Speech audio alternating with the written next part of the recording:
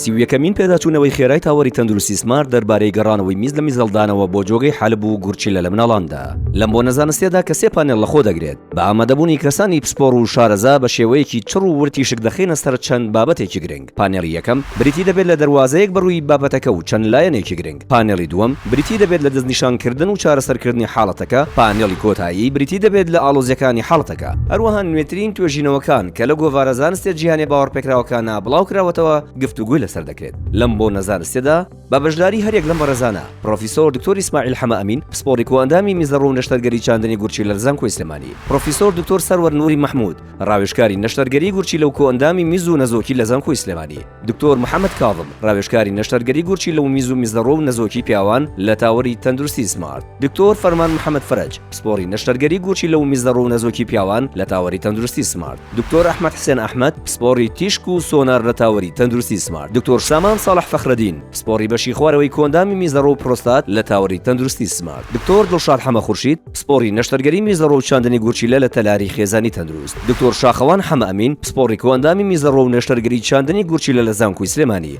دکتۆر گۆران فریاد پسپۆڕی نەشتەرگەری گورچیلە و پرۆستات و چاندنی گورچیلە لە نەخۆشخانەی نەشتەرگەری فرکاری، دکتۆر وریا ناسەح سابر پسپۆڕی نەشتەرگەری مناڵان و تازە لەدایک بووان لە تاوەری تەندروستی سمارت، دکتۆر نەورز محەممەد فەرەج شارەزا لە نەشتەرگەری گورچیلە و میزەڕۆ خوێندکاری دکتۆرە،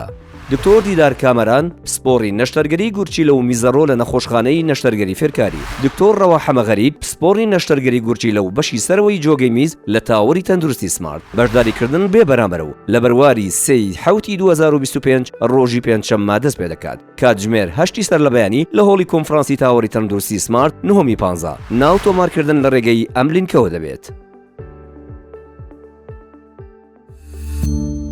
سمارت وەرچەرخانە.